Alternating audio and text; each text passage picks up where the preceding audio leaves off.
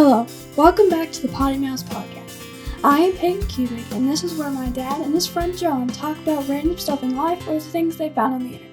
I hope you enjoy listening to this episode as much as I did. Here they are now. I'm old and have a bad memory, so just tell it again. Well, I haven't told every story. Almost. I mean, if I did, I could have a podcast. Not, it wouldn't last more than 7 years. Right. My wife has a couple of cousins who are just a little bit younger than she is. One of them, we've talked about Whitney, who came to live with us for a little while, but her little sister, her name is Jordan. When she was little, they used to play the invisible game. So they would, pretend that they couldn't see her. And I guess she would run around the house going, guys, I'm White Hugh. So now whenever Jordan's around, even though now Jordan has, how many kids does she have now? Kids of her own, yeah. 4. She has 4 kids. Oh my now. goodness. And and so we'll just randomly, like at dinner or something, guys, I'm White Hugh. And she loves that. Oh, quotes in the air. Loves. Yeah. Oh, that's so funny. It's all right. They get back at Jennifer. They call her Furfur, and she hates that nickname. So does she really? I should probably make a note of that somewhere. Yeah, you should. Don't call her Furfur unless you're really trying to. What do you hate Furfur piss for? her off. Like that. Oh, I'm going to use that. Oh, I am going to use that. Guess who gave me that? That stupid John, she'll say. Yeah, exactly. Yeah, it was. So how are you? How was your week? All right, Jed Clampett coming up. Yeah. Like a doggy coming out of there. Yeah, exactly. Wee doggy. It was a typical week. Very, very busy as usual, which I don't mind busy, but this is the last week I had with the Jeep. You and I were just spending several minutes talking about different options. So that goes back this afternoon. Tears still. I know they're dried. I can't really do much with it. Yes. Mostly dried. Just wait until the waterworks come after I actually turn in the keys. Can hardly wait. We won't get into that. John and we've talked about that. We did hash it out. We hashed it out a little bit. Yeah. Not ad nauseum. I honestly have a stomach ache. I'm good. Good. I still haven't made the 100% decision. I mean, I'm 95% there, but John knows my 5%. We won't get into it again. But it is. I will say this, and I'll leave it at that. It is an emotional decision, not a smart financial decision, and I understand that. But anywho, yes, I'm wearing my Jeep hat in what would you call that? Solidarity? Homage. Which I also found my Jeep hat. You notice I'm actually wearing a different hat today than usual because I actually have all my hats back. We're slowly moving back into the house we were planning on moving out of. Are you? Yeah. That's awesome. And you can see the boxes there. I don't know if you saw me looking over earlier. This whole area behind me was full of empty boxes that I was supposed to put in the attic, and I never got back in the attic. And then I walk up here about to do the podcast, and I'm like, oh shit, I haven't cleaned up my office yet. So, I thought I pushed those back far enough, but I guess I didn't. Perfect. Yeah, I don't notice they're blurry to me. Good. Yeah. Well, you're blurry to me too. So that's the way I live my life.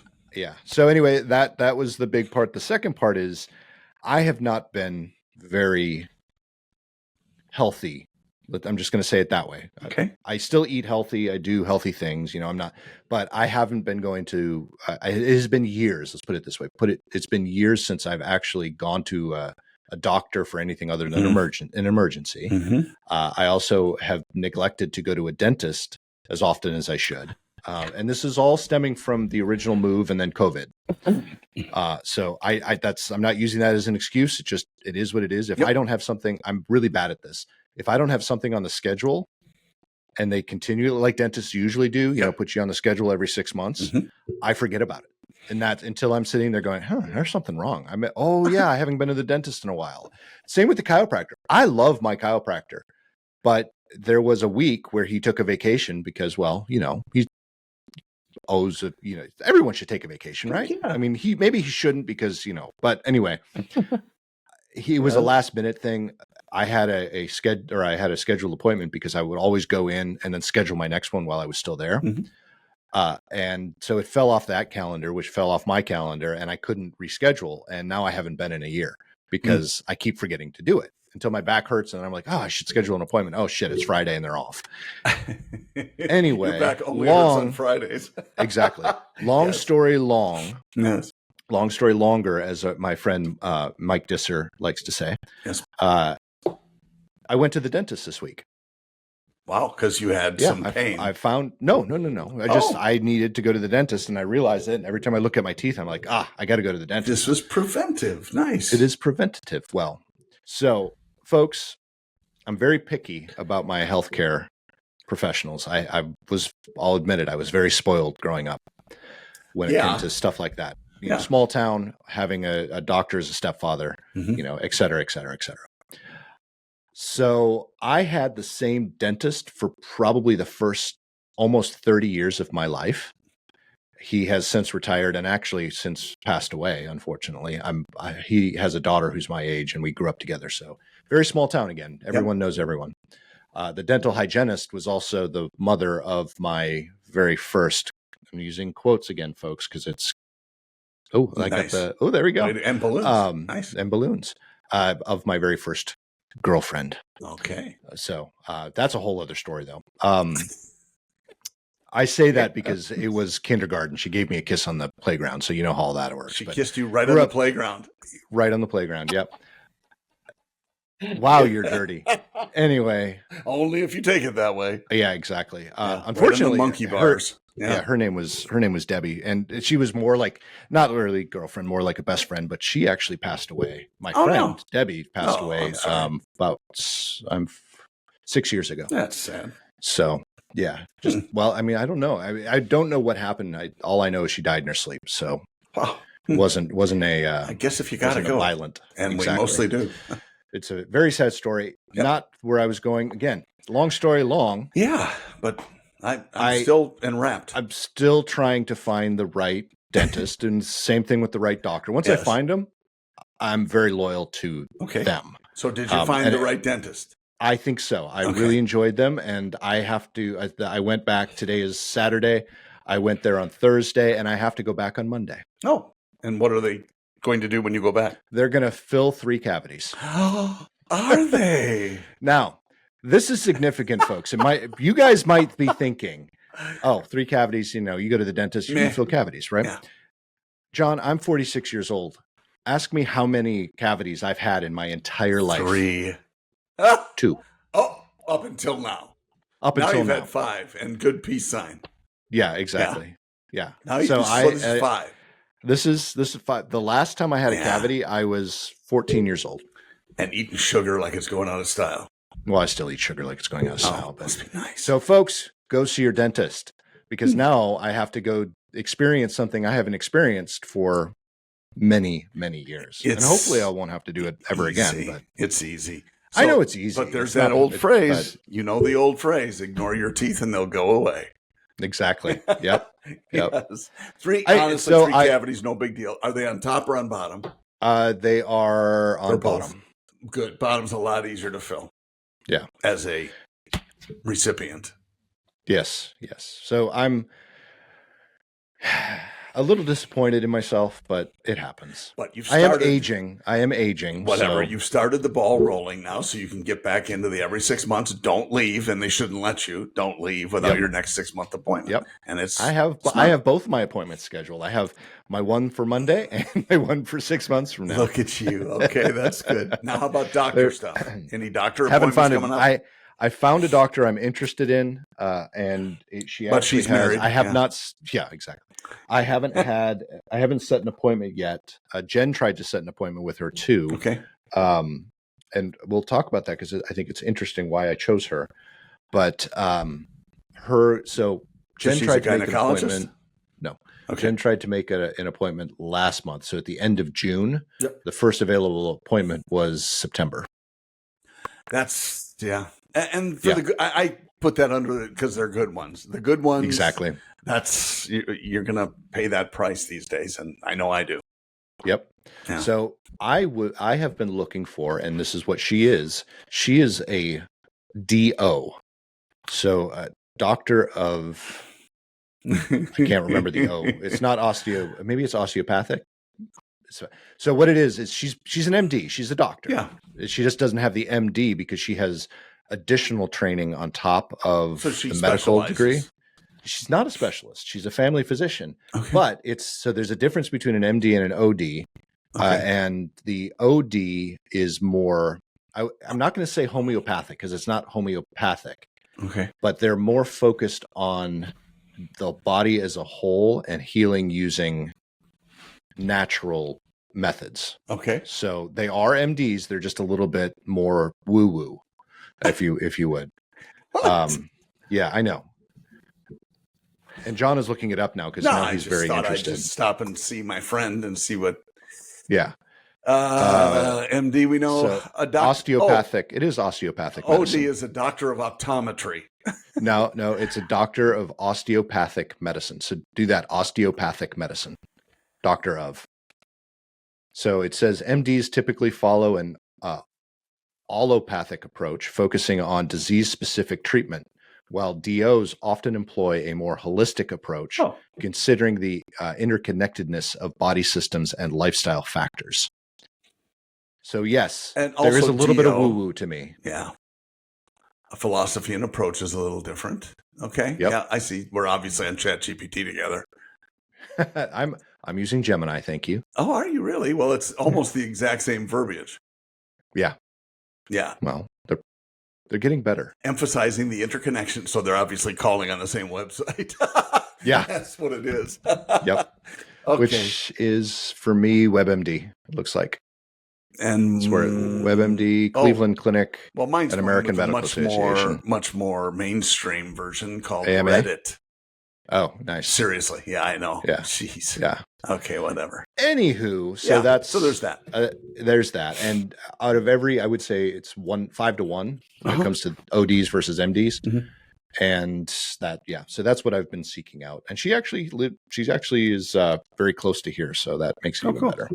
Maybe she can just stop by the house. I mean, that's exactly. That's my next step is to try to get in and see her, and because I've got a lot of things that I need fixing, like my pinky. Or as they say, that's an emergency. That's not an emergency. No, but it is starting to bother me more. So I do need to get it checked. Well, that's something you should have them look at. Yeah. Yeah. So homeopathic, she'll probably wrap it in mint leaves. No, she's a real doctor. Okay, damn it. Whatever. No, she will ask there. This is surgery. This is going to take surgery. Okay. My tendon has a sheath on it, and they'll have to remove the sheath, and hopefully it will allow me to extend my pinky. You and I could do that over a weekend. I've been debating. I really have been debating, but it's a whole infection thing. I think John could. No, just he's going to have to vodka on it. It's fine. Just don't drive your Jeep up here. I'll be jealous.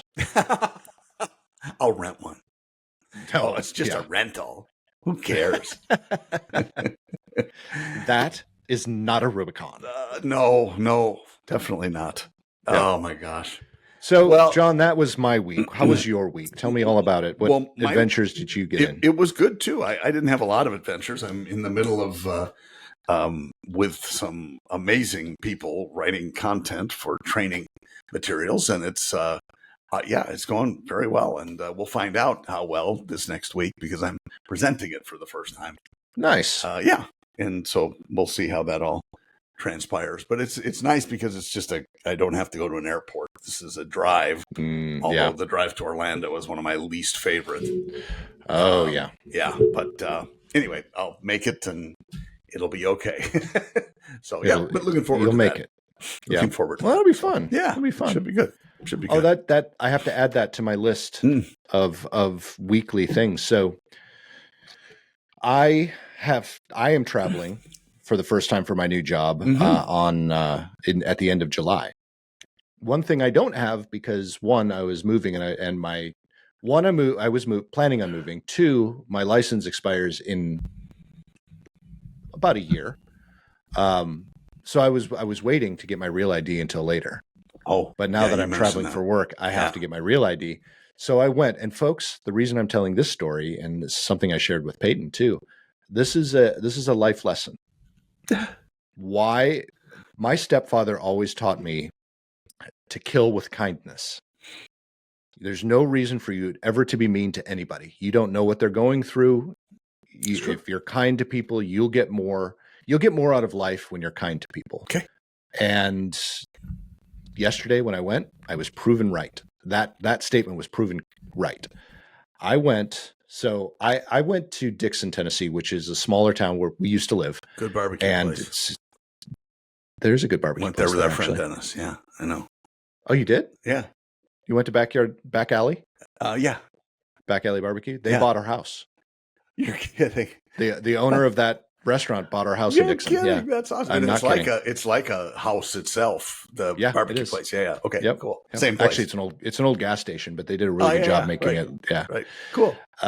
So anyway, I went there. Dixon. Yep. I went to Dixon, but beforehand I was looking up different places to go and what the time was. Can I set an appointment? Well, Dixon actually was closed. The actual physical location was closed because they're remodeling it, but they had a mobile unit. So I tried to call them. No one picked up the phone. There was no other way to get contact. So I contacted the main branch of the driver's resources, whatever they call it.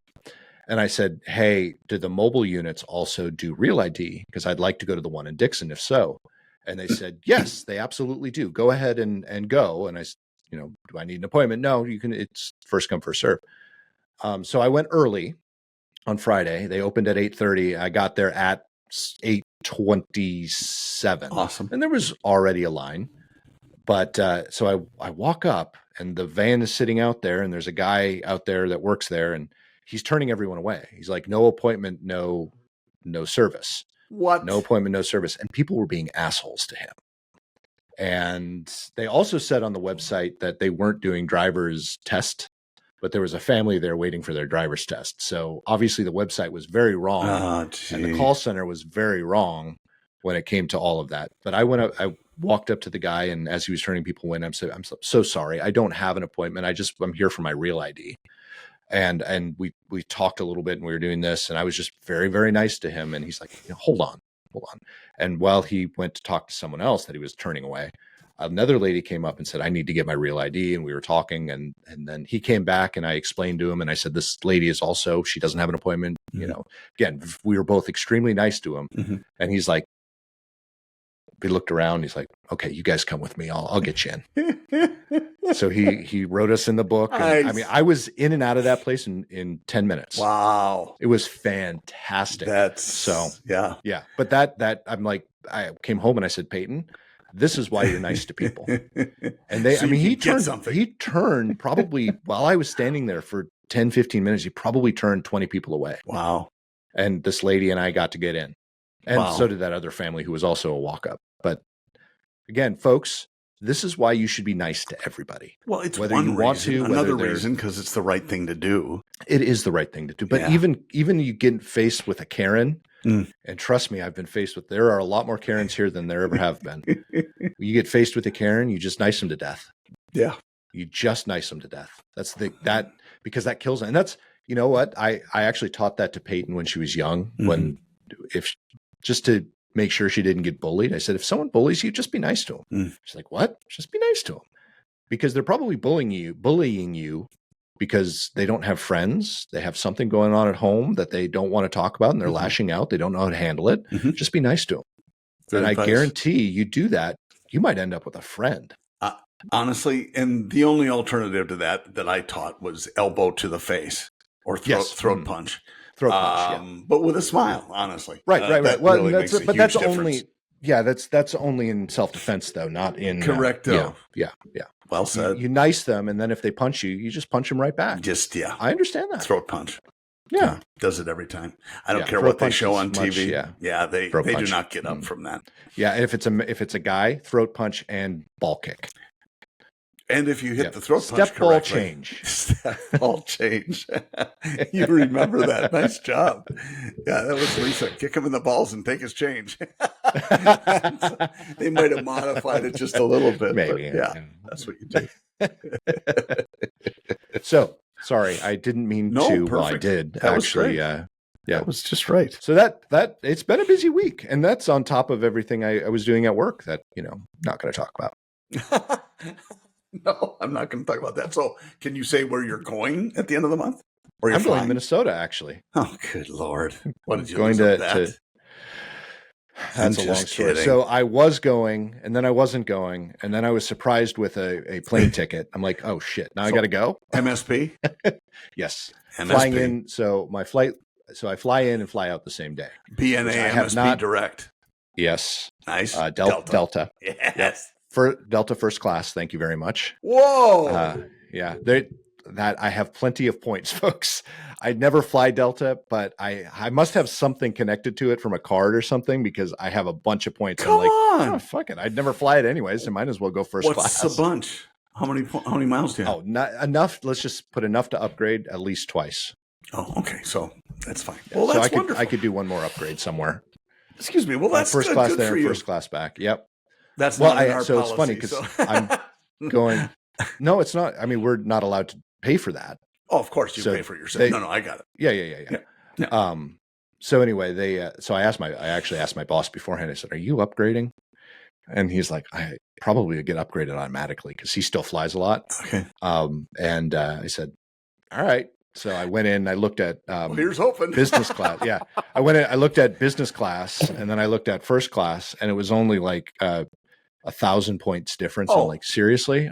Fuck it. I'm going to first class. Well, and it's not a long I'm a flight. bougie ass try. It's an 2-hour flight. Hour and 45. Hour and 45. Yeah. Oh my gosh. That's okay. Funny. Look at me. Yes, I'm in a boat, kid. I don't care. You know what it is? We've talked about this. You know, the only reason I like to fly first class, there's two reasons. One, I'm not, I'm not crammed into a seat. But the second thing is I like to get on the plane first and I like to get off the plane first. I agree. I don't like to wait. And there's the third thing. What's that? I like better bathrooms. No, they're the same. I like to see people wondering what I do for a living when they get on the plane and walk by me. You're not wrong. It's only because I do that. I don't really care, but it's kind of fun to. I'm going to imagine. It used to be a lot better though when it was exclusive to people who could afford it or flew a lot. Now everybody gets the opportunity to fly first class, and that's ridiculous. Well, domestically, if you're going to pay the price, sure. But I'm not. I'm still a exit row aisle guy, and however, I did do the because it's in our policy. I did do the Comfort Plus on Delta just because it was $30 more or whatever each way, but it moves you up to the front part of the plane. Yeah. So sometimes on the bigger planes where it's they have the two exit, they have exit rows up front like 17, and then they have them been back at 26 or so, but the one by the toilet, which is not always an ideal. Hey, it's right by the toilet. That's great until somebody goes in there for half an hour. Then it's not as good a seat. The neighborhood just really goes downhill. So I did that and went up front, and the exit seats were taken, but they have this more leg room in the Comfort Plus. So I said, I'll do an aisle there, and it's good. So I'm delighted with that for my next flight, which is LA. Oh, that's going to be a nice long flight too. Yeah, it's important to have. I cannot do the snug in. I would definitely be in first class if I was flying. I would pay for it at that point. Well, I'm just using points right now. Yes, it just depends. It's so expensive sometimes to get up to first, especially on the longer flights. Oh my gosh. Yeah. But when you fly as much as I used to fly and you used to fly, it became a non-issue. One, because you fly so much, you're just automatically upgraded when you have status. Well, and I almost expected to be when I was Diamond with Delta, and that was 4 or 5 years. And I better be in first class, because if I'm not, who's Diamond up here? Yeah, exactly. That's kind of how And there were some people who actually did that. They'd call while they're on the plane, and they'd say, "I don't know who the heck is on. Nobody has more miles than I do." Wow. Okay. Now you're taking yourself a little too seriously there, Spanky. Yeah. I wouldn't go that far ever, but yes, there were definitely some perks of having status. For sure. The other part of that is I've never used the points. Yeah. So might as well use them for upgrades, because absolutely. Let's face it, when I was traveling for work, that was pretty much the only traveling I was doing, and someone else paid for it. So it's an excellent point. And there are still some companies that they take the miles. I've heard there are still some that do that. And I'm like, out. That is a deal breaker for me. If you're taking the miles when I'm on the plane, yes, your money, but I'm doing your work. But I'm the one who's, suffering the lady who's had too much to drink. And I'm sure she's attractive and sitting right next to me, but I have to put up with that. So, the funny thing, when you said that, your video actually blurred quite a bit. That's good. This is called plausible deniability. Exactly. That's funny. So I don't know where to go. Planes. Points. Wonderful. Planes and points. Yeah. Well, so here's something that I find funny. I actually know people that say, the only reason I wouldn't ever upgrade to first class is because, that's the front of the plane. And if you're going to crash, you want to be in the back of the plane because it's survivable. Like, no, actually, I want to be in the front of the plane because no one is surviving if we're going down. Except that one guy on that Except Indian that one flight. guy. Yeah, that one guy sitting next to an exit. Yeah. Wow, that's freaky. And he wasn't in the back of the plane either. No. And that is something where, and they used to say that. Oh, it's the most survivable. Honestly, if that's where damn it, I wish I would have, as you're going in for, to crash, wish I would have sat in back. Those guys are so lucky. Yeah, exactly. I'd rather it be over quick. Well, if I'm going down. Honestly, it's not like hey, and these seatbelts, well, those will keep us safe. No, your body is going to break in half, and it'll be fine. So, the seatbelts aren't there in case of a crash. They're for looks mostly. No, they're for turbulence. You can get turbulence without seatbelts. Is that what you meant? Well, you can. No. Yeah. Yes. You don't float as well. I'll say that if you have the seatbelt. I'd like to say our relationship is turbulent. This podcast is definitely turbulent. But people are used to that. They should be. Yes. Should be by now. Our people. They're our people. Our people. Yeah. There was something. Uh-oh. Oh. Well, there better be something. I was We're thinking, only 6 minutes in, 27. Right. We've earned a couple more listeners. We have. And and there was a reason for that. Uh-oh. And now I'm going to have to go there because one of the listeners is the person who I'm turning in the Jeep to today. We should, honestly, we should replicate what the Jeep store is getting people to come back. We should. You're going, let's see, what did he like? Nothing. He gave me a line. And it was a great line. And I'm like, I'm stealing that and I'm using it constantly. I'm going to use it on the podcast tomorrow because I talked to him yesterday. And you don't remember the line. Before. And I don't remember the line now. Yeah. Nick, I'm so sorry. His name is also Nick. Hi, Nick. Nick, I'm so sorry. This is why we lose listeners because you can't remember what they tell you to say. Yeah. Well, I'm just going to say this and I won't explain it. But Haley, it's a hybrid. Okay. All right, Haley. That's an inside joke, but now at least I got one line in here that they'll listen to. So it's Nick and Haley, they're husband and wife. And we used to work together at a delership. So and it's a hybrid. Hey, let me tell you something. It's a hybrid. Speaking of our listeners, and we love our listeners and viewers, I had a friend of mine who reached out because he was having problems with a vehicle. And just without getting into great detail or telling you what kind it was, my daughter, son-in-law, and granddaughters were driving their big SUV to the airport the other day, and they had a total brake failure that apparently appeared. No brakes at all. They had to use the emergency brake to slow it down. The dealership cannot recreate the failure. Therefore, they're saying the car is fine. Oh, jeez.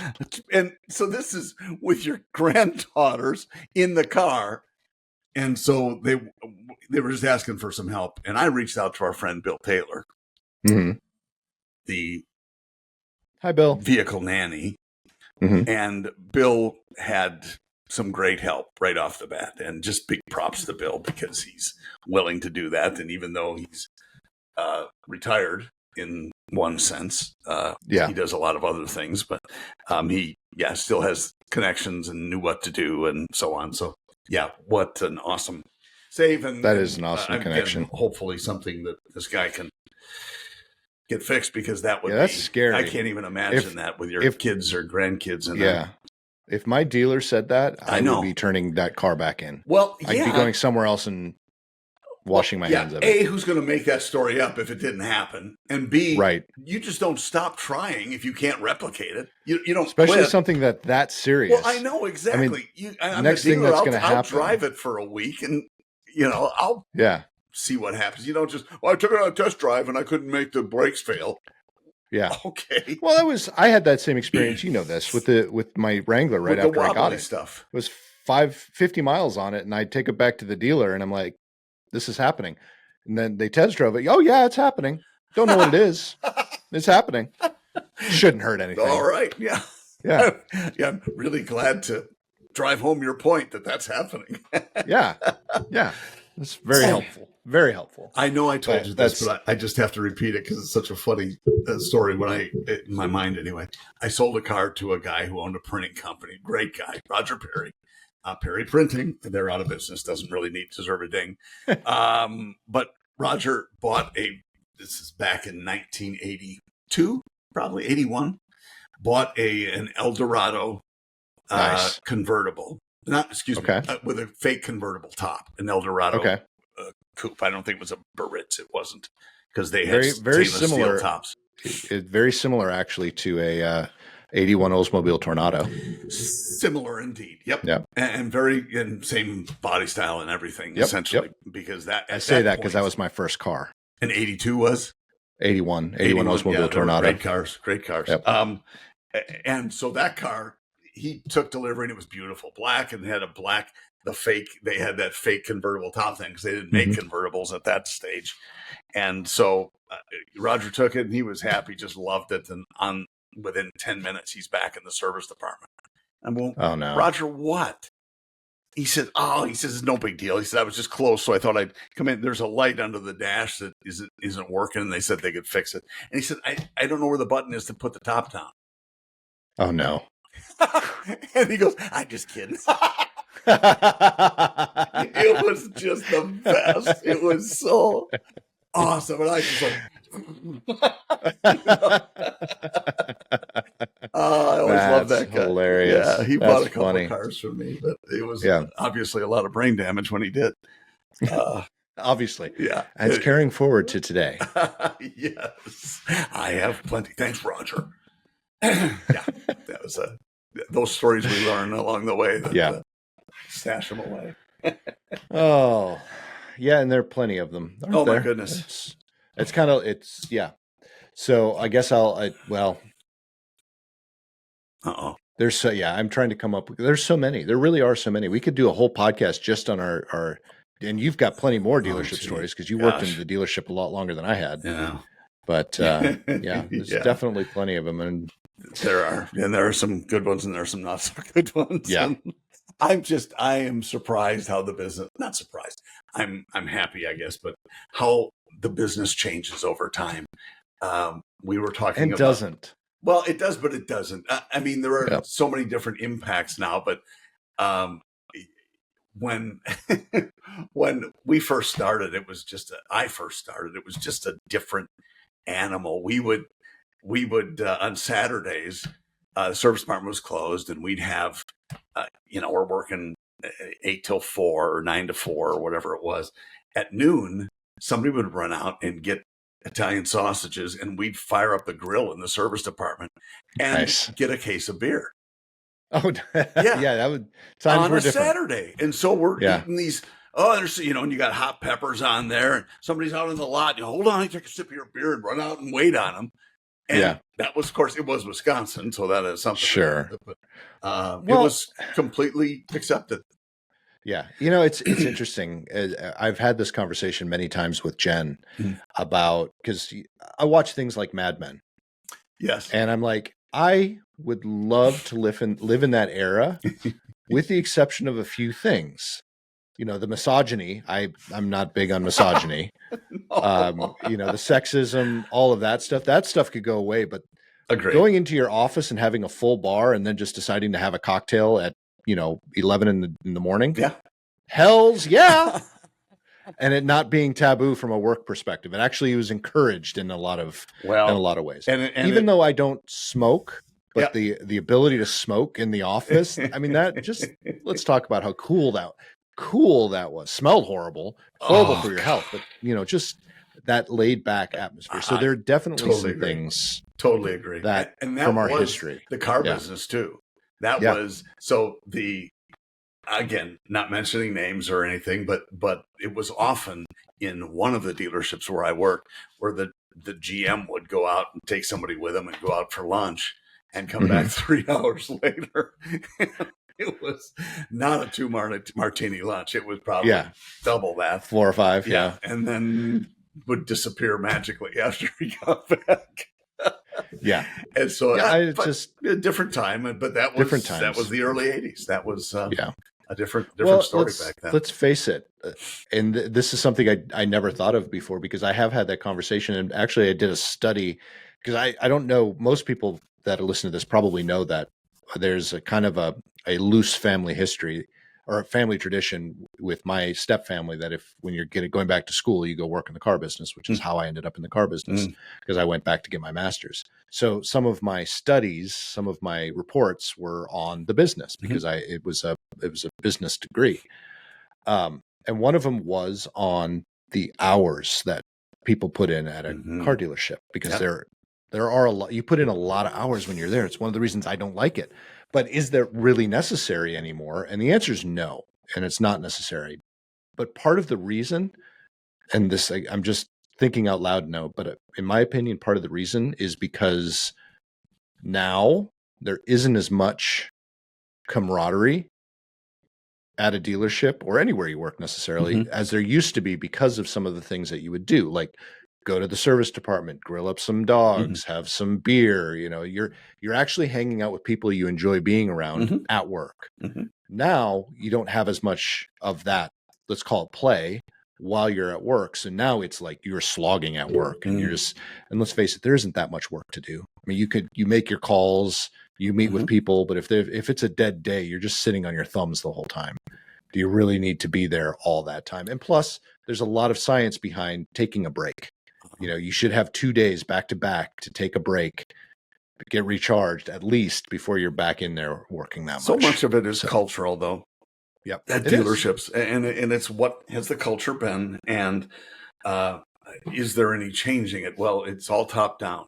All of it is top down. Even with an absentee dealer, he or she will still drive the culture at the store. But somebody who's there consistently, or from a general manager on down, it's all them that drives the culture. So if there's anything, well, I don't know, because you need to change things, and whether it's more time off or scheduling appropriately or whatever it is, you don't ever want somebody who comes into the service drive or comes into the showroom, excuse me, not to be cared for, not to be expected. That's really the big thing these days. Yes. Setting appointments and I'm waiting for you. Not, well, let me see if I can find somebody to. No, that's not how it works anymore. To create that relationship, you have to have somebody that is there right now and ready to, if they were engaging online, they need to be, they don't have to do that stuff all over again. They need to enter it, and that's where the digital and the face-to-face got to live collaboratively. Otherwise, you're just out of business these days. And we hear a lot of people complain about the younger generation not wanting to work. I don't necessarily think that's true. They just want to work differently. They are, from the ones that I've worked with and spent time around, they are very hard workers, but they also want to enjoy their life, and they don't care about money as much. And that's what a lot of the older generation, let's face it, the older generation car dealers are looking at, going, why aren't they motivated by money? Everyone's motivated by money. I am motivated by money. You're motivated by money. People younger than me, not so much. They don't care about it. They realize, and part of it, and this is going down a slippery slope, I know, but part of it is they realize that they're never going to be able to afford the things that they want to afford, because it's way out of their league, unless they're making $150,000 a year, which you could selling cars, but it just becomes less important to them. That now they just want time, they want friends, they want to go out and do stuff. They don't really care about anything else. And that's the bottom line, that they're not lazy, they're just different. Well, and some of it is, as I say, some of it really has changed over time. When I started, you had to be there to show that you were serious. That's Right. that's why you were there bell to bell and working 70 hours a week, because, Yep. well, aren't you serious about, and but again, that's a cultural thing, and that's upper Yep. management driven, and that's not the way it should be. I think that some young people, and it's not a, throw your hands up because you're never going to be able to afford anything. It's they don't see themselves as being capable of generating that kind of wealth or that kind of income first and then wealth. And because when you're young, man, time is in your favor. And if I so would much have so. known that, or it's not that nobody, I'm sure they tried to explain it, but I was too busy, drinking my face off or whatever. But truly, it's that. It's, if you can envision that if you work smart and understand what your goals are, you can do extraordinarily well and afford whatever you want. But I think for a lot of folks, they can't see them doing that. They've, whatever the layer is, or they think they have to put in their time first. And some do, depending upon the gig. Mm-hmm. But part of it is just being able to say, wow, I could do that. And I remember when I made 30 grand a year and I'm like, dude, what am I going to do with all this money? Right. Like a dope. I didn't, invest it in Apple, or what's Apple? I think there are just opportunities that we don't always see. And hopefully the youth will be apprised. And this is a conversation I've had with Jennifer. It's not, don't try to fit and trust me, I know this because I'm guilty of it. Don't try to get someone like a younger generation to fit into your expectations. That doesn't mean you don't let them be aware of your expectations, but don't try to fit them into those expectations. Try to work with them and figure out where they're coming from, and then work to their strengths. Because let's face it, if you work to their strengths, they are going to outperform. It just might not be the way you would do it. And I'm still learning that. I will be the first to admit I'm still learning that, because it's hard. I am a workaholic. I don't work the same way you and your generation would work. Not that we're that far apart, but we're far enough apart where our generations work differently. I am a workaholic, meaning I might get up early in the morning and work a little bit, and then take my time in later in the morning, and then go back to work. And then, and I work like that. Whereas there are other people that'll start at 9 and they'll end at 5. That's their work day. And then there are other people like the younger generation who will probably work in the middle of the night and then spend all day doing whatever they want to do. There's and variations upon that. So it's just figuring out what that group and that type of person, how they're going to work, and try to, compromise. It's all about compromise. It's always about compromise. Yeah, it's that's the cultural piece of it. It's having the freedom or the capacity to make sure that, and I think in the car business realm, to make sure that you have coverage, that you care for the customer first. But said this for years, until you have happy, productive employees, you will never have happy, loyal customers. That's right. 100%. Yeah.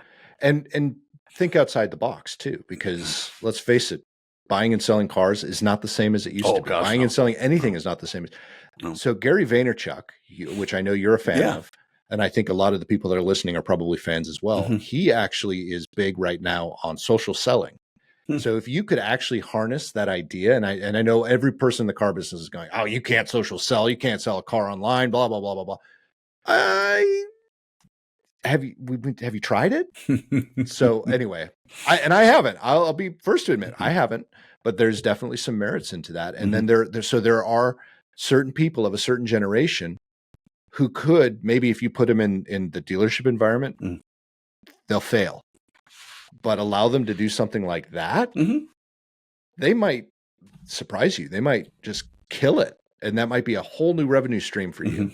You don't know. You don't know until you try. You don't know until you understand it.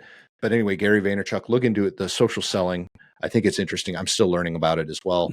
But I think there's something there. There's something there. Well, there's no doubt we have to think omni-channel. You have to look at all the different opportunities, because still today, most of the research shows that people still want to test drive cars before they buy them. And one car purchase my friend Thor told me about that really drove that point home. He actually bought a good Wisconsin name, by the way. That's right. He bought a car on Carvana just to see, hey, that's our competition. Let's see how they do. Because he ran a dealer group.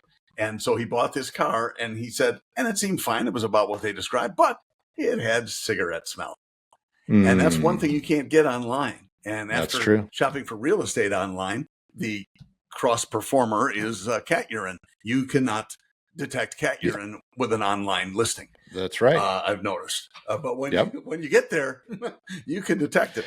But so that was good. It was a smart thing to do. People still want to test drive, over 70%. So that means they're still going to visit the dealership, even though they may start online social. Maybe they're on their website. Maybe they're on an aggregate site, whatever. But the point is, when they come into the dealership, you got to give them credit for that time they spent. The average of like 14 hours online. Yeah. You got to give them credit. Well, a good example is how much time have I spent just talking about what I'm going to do with my next Jeep? I know. How many hours have I spent just on this podcast alone talking about it? But that doesn't count as research. That's more just. Well, no, we're just talking about the research that I did. Gum flapping. Well, so to your point too, I know the dealers who are on or listening to this podcast have all probably heard me say multiple times, digital retailing tool is not a tool you put on your website just so the customer can find it, because very few people are going to buy a car. That tool is on your website for you to use to get the customer further down the buying funnel, so they'll end up coming in to buy the car. Amen.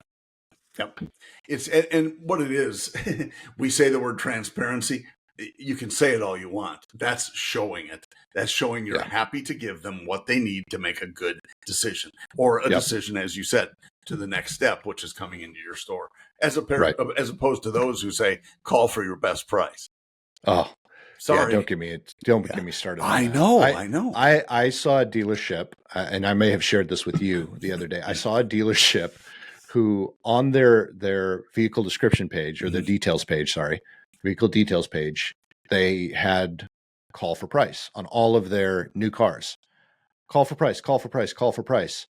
But then right below that, they had their digital retailing tool that shows you the payments and the out the door price. It's like, guys, if you don't want to show the price, we'll get a bunch. If you don't want to show the price, if you don't want to show the price, don't show the price. Jeez. But I still think it's stupid not to show your price.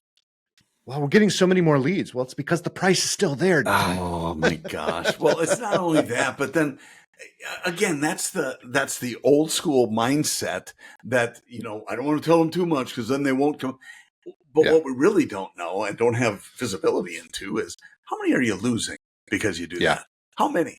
Well, I don't know. Our bounce rate is if you get somebody on a VDP, if you get them on that page and you're not converting, you have to look at why and whatever the percentage is. But so much of it is just that lack of transparency. And sorry, life's too short. I'm going somewhere else.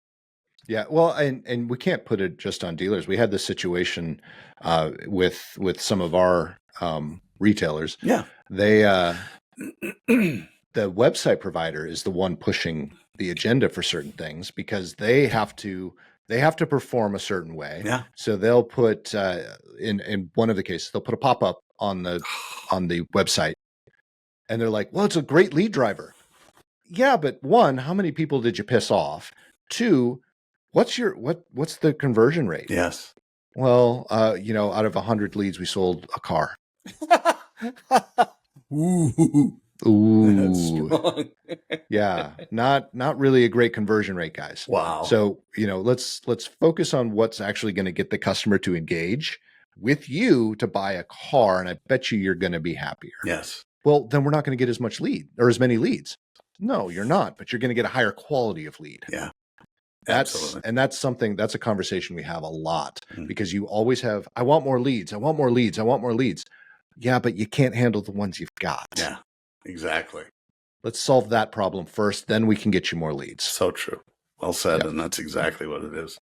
I will share with you my phrase that I'm going to unveil in Orlando this week about online clients and how we deal with them. Engage, don't enrage.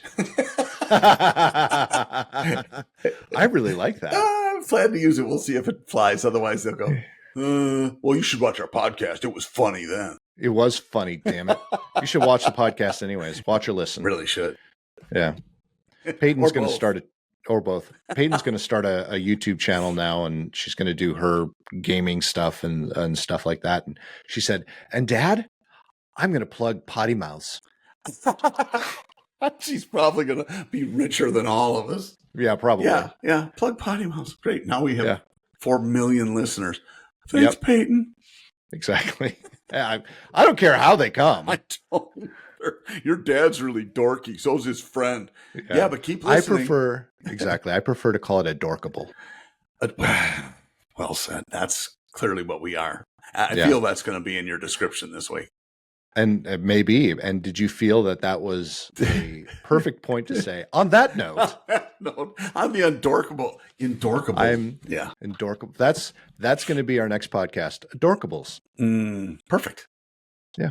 Wow. Perfectly adorkable. That sounds like Ooh. something that you would buy. That's like the Weebles. Weebles wobble. Yeah. Weeble wobble wobble. Dorkables. We're totally adorkable. All right. All right. Anyways, on that note, head up to PoddiMouths.com. Check out all of our past episodes. Subscribe and like wherever you listen to your podcasts. Check out our future episodes. That would Check be out our sweet, future wouldn't episodes. it? That would be really cool. We should, if we did some planning, we could actually do that, but we don't plan well enough. We don't, but that's okay. No. So it makes Or it if fun. what we could do is record ahead of time, like a whole bunch of them. What? And then it would look like we're foreshadowing We'd our have to next change episode. clothes, though. Like we'd be like Cher at a. Well, what we could do event. is we do like 10, 5 of them. We wear the same thing. 5 of them, we change our clothes. One change, and then we just interchange them. Every other one. Wow. That looks like we changed clothes. I just washed this. That's what we'd say.